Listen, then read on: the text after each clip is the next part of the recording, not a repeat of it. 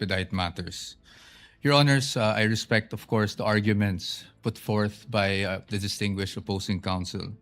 But when it comes to due process, Your Honors, I think it's beyond debate, no? That due process must be observed in every stage of the proceedings. And aside from that, due process requires, Your Honor, that we also respect the protections afforded by law on the respondent.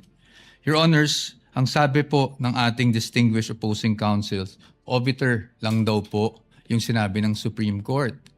But Your Honors, nung sinabi ng Supreme Court sa Duterte versus House of Representatives na ang impeachable offense is an act or omission that is committed by a public officer while occupying an impeachable office, hindi naman po siguro pwede doon lang sa yung one-third mode gamitin yung ganong definition, pero pagdating po sa ibang mode ay hindi na po applicable yung ganong definition.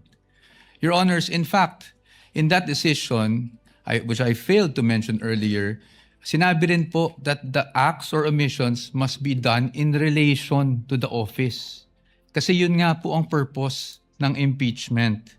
Next, Your Honors, yung sinasabi na dapat kahit na may mga prohibition sa batas, pwede pa rin nating masapina para ma-examine.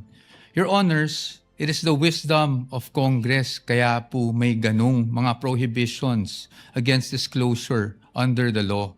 Kung papayagan po natin that a court process, even an impeachment court, can issue a subpoena to thwart those provisions, it's as if, Your Honor, we are doing judicial legislation here because a judicial issuance can easily repeal for the time being that provision, or at least suspend, Your Honor. Maybe not repeal. The proper word might be suspend that provision of law. I've never heard about that, Your Honors. And then, lastly, Your Honors, parati nating sinasabi rin, no? Two points.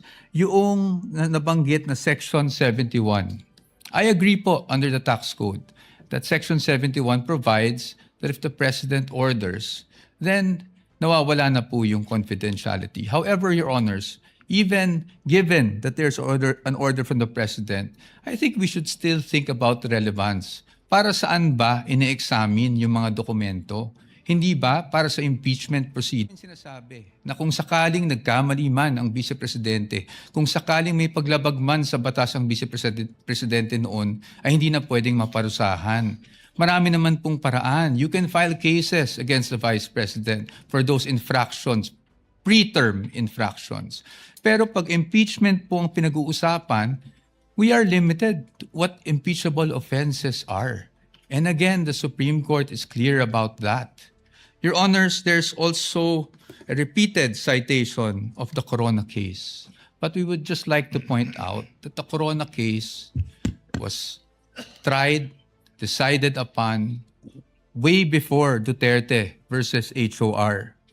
And Your Honors, since it was decided before Duterte versus HOR, the Supreme Court was fully cognizant of what happened in the Corona trial. And yet, Your Honors, they imposed the line itself in the Duterte versus HOR is we clarify, I quote, we clarify the constitutional requirements of impeachment. At kasama doon yung nabanggit namin kanina on what constitutes an impeachable offense. And that is very clear.